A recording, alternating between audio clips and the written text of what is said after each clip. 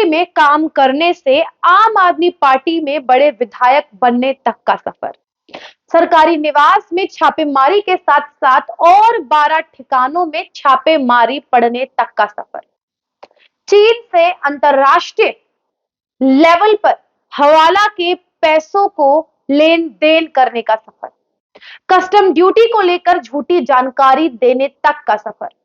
आज बात करेंगे आम आदमी पार्टी की एक और विधायक की चोरी का सफर।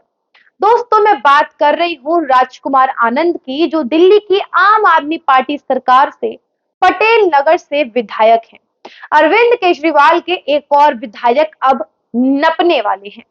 दोस्तों, हम सभी जानते हैं कि अभी तक अरविंद केजरीवाल ने ईडी के समन का अच्छा खासा जवाब दिया ही नहीं था कि अब अचानक से अरविंद केजरीवाल के दिल्ली के पटेल नगर के विधायक राजकुमार आनंद के ऊपर ईडी की गाज गिर चुकी है। आखिरकार कौन है राजकुमार आनंद, जो ताले की फैक्ट्री में काम करते थे लेकिन आज दिल्ली सरकार में बड़े विधायक हैं? आखिरकार क्या आरोप है राजकुमार आनंद पर, और आखिरकार दिल्ली सरकार में नए नए मंत्री बने, अब थोड़े पुराने हो चुके हैं, सौरभ भारद्वाज ने ऐसा क्या कह दिया है राजकुमार आनंद को लेकर कि पूरी राजनीति के गलियारों में उन्हीं की चर्चा हो रही है। बात करेंगे राजकुमार आनंद के उस बयान के बारे में जो 22 घंटे की छापेमारी और 22 घंटे की पूछताछ के बाद राजकुमार आनंद का बड़ा बयान सामने आया है। और आज बात करेंगे आम आदमी पार्टी के उन भ्रष्ट नेताओं के बारे में जिन्होंने आम आदमी पार्टी की नैया को पूरी तरीके से डुबा दिया है और एक एक करके सभी नेताओं की जेल जाने की तैयारियां हो रही हैं। नमस्कार, मैं प्रेरणा शर्मा स्वागत करती हूं आप सभी का थिंक टैंक पर। दोस्तों, हम सभी जानते हैं अरविंद केजरीवाल को ईडी की तरफ से एक समन आया था, जिस समन का जवाब अरविंद केजरीवाल ने 30 अक्टूबर को ना देते हुए 2 नवंबर को दिया। 2 दिन तक अरविंद केजरीवाल जी ने इंतजार किया। 2 दिन तक अरविंद केजरीवाल जी ने माहौल बनाया कि भैया हमारी गिरफ्तारी होने वाली है। लेकिन 2 तारीख को अचानक से अरविंद केजरीवाल जी एक लेटर भेजते हैं और उसके अंदर ईडी से ही 4 सवाल सुलगा देते हैं। अब उस लेटर का हैंगओवर अभी तक खत्म नहीं हुआ था कि अरविंद केजरीवाल के दिल्ली से पटेल नगर के विधायक राजकुमार आनंद के सरकारी निवास सहित 12 ठिकानों पर छापेमारी पड़ चुकी है ईडी की। लगभग 22 घंटे तक छापेमारी चली, 22 घंटे तक उनसे पूछताछ की गई। आखिरकार कौन से आरोप है राजकुमार आनंद पर कि जिन आरोपों के चलते राजकुमार आनंद पर इतनी बड़ी कार्रवाई हुई? दोस्तों, आपको बता दें, सूत्रों के मुताबिक राजकुमार आनंद पर आरोप है कि चीन से हवाला के जरिए उनके खातों में करोड़ों रुपए का लेन देन हुआ है।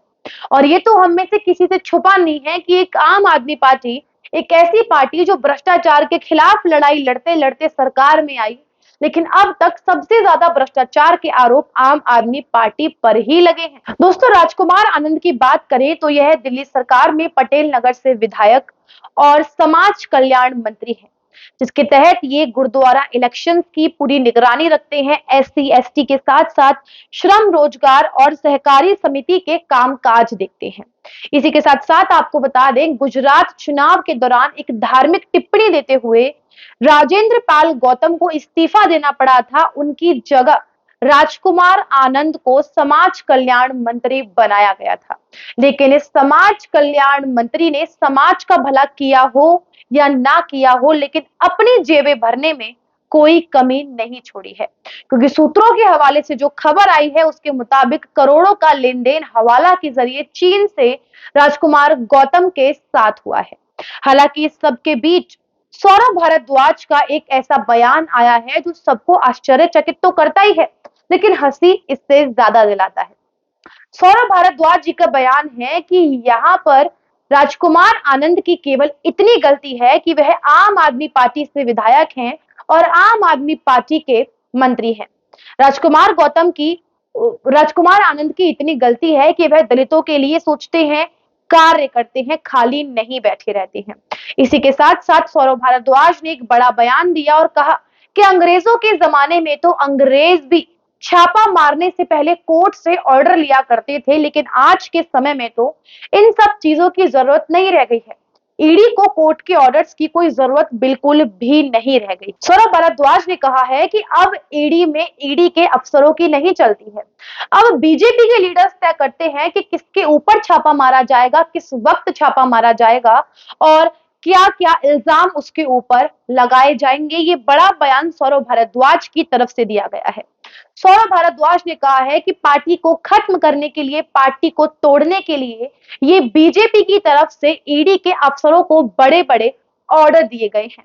अब क्योंकि लोकसभा चुनाव और 5 राज्यों के विधानसभा चुनाव होने हैं, 1 साल का वक्त भी नहीं रह गया है लोकसभा चुनाव को लेकर, तो अब ऐसे में सौरभ भारद्वाज आरोप लगा रहे हैं कि अब अरविंद केजरीवाल जी को जो जेल भेजा जाएगा या फिर राजकुमार आनंद के ऊपर जो कार्रवाई हो रही है या फिर आने वाले समय में जिन जिन नेताओं के ऊपर कार्रवाई होगी, ये सारी चीजें बीजेपी के इशारों पर हो रही हैं। लेकिन अब समय आता है ये जानने का कि आखिरकार सौरभ भारद्वाज के ऊपर आरोप क्या लगे हैं, सौरभ भारद्वाज किन किन आरोपों के तहत उनके घर पर छापेमारी की गई। तो पहले नंबर पे बात करें तो सौरभ भारद्वाज के घर पर जांच के आदेश मिले पीएमएलए के तहत। पीएलएमए के तहत उनके घर पर जांच की जा रही थी। इसी के साथ साथ दूसरे नंबर पे बात करें तो डीआरआई ने चार्जशीट दायर की थी राजकुमार आनंद के खिलाफ के उनके घर पर जांच की जाए। इसी के साथ साथ अंतरराष्ट्रीय हवाले के साथ साथ 7 करोड़ से ज्यादा की कस्टम चोरी की इंपोर्ट के लिए झूठी जानकारी देने के आरोप राजकुमार आनंद पर लगे हैं। यानी कि 4 बड़े बड़े आरोप राजकुमार आनंद पर लगे हैं, जिसके तहत उनके घर पर छापेमारी हुई। साल 2020 से दिल्ली में पटेल नगर से विधायक हैं। इससे पहले उनकी पत्नी भी इसी एरिया से विधायक रह चुकी थी। हालांकि इससे पहले के जो राजेंद्र पाल गौतम विधायक थे, उन्होंने गुजरात चुनाव के दौरान कुछ ऐसी टिप्पणियां करी जिसके बाद उन्हें अपने पद से इस्तीफा देना पड़ा और राजकुमार आनंद ने पद ग्रहण किया था। हालांकि अभी तक आम आदमी पार्टी के बड़े बड़े नेता जो हैं वो शराब घोटाले मामले में, शराब नीति के मामले में ऑलरेडी जेल की सलाखों के पीछे हैं। सत्येंद्र जैन की बात करें तो उनके अलावा 2 बड़े नेता आम आदमी पार्टी के, मैं बात कर रही हूं मनीष सिसोदिया और संजय सिंह के बारे में, यह दोनों शराब नीति मामले में जेल की सलाखों के पीछे हैं। संजय सिंह बात करें सत्येंद्र जैन की तो यह एक और मनी लॉन्ड्रिंग मामले में जेल की सलाखों के पीछे हैं और आय से अधिक संपत्ति होने के कारण इन्हें जेल के अंदर भेजा जा रहा है। थोड़ी बहुत डिटेल्स की बात करें तो 31 मई 2022 को सत्येंद्र जैन को सजा सुनाई गई थी, उन्हें गिरफ्तारी की गई थी उनकी। हालांकि इस समय स्वास्थ्य कारणों के चलते वह जेल से बाहर हैं, लेकिन उन्हें पूरी तरीके से रिहा अभी नहीं किया गया है। वहीं मनीष सिसोदिया की बात करें तो 10 मार्च को ईडी ने और 26 फरवरी को सीबीआई ने उन्हें गिरफ्तार किया था, उनके ऊपर केस दर्ज किया था। 4 अक्टूबर को संजय सिंह को भी गिरफ्तार किया गया। हालांकि संजय सिंह का नाम शराब घोटाले मामले में शुरू से ही था, जब ईडी ने इसके खिलाफ 4 अक्टूबर को चार्जशीट दायर की थी। तो अब ऐसे में आम आदमी पार्टी के बड़े बड़े लीडर्स ऑलरेडी जेल की सलाखों के पीछे हैं। अब ऐसे में ये माहौल बनाया जा रहा है कि अरविंद केजरीवाल भी जेल के पीछे जाने वाले हैं। यदि ऐसा हो जाता है तो पार्टी हाईकमान बुरी तरीके से हिल जाएगा, क्योंकि अरविंद केजरीवाल के पास भले ही कोई मंत्रालय ना हो, लेकिन फिर भी अंतिम फैसला हर मंत्रालय का अरविंद केजरीवाल जी ही करते हैं, पार्टी को भी संभालते हैं और दिल्ली के मुख्यमंत्री तो वो है ही है।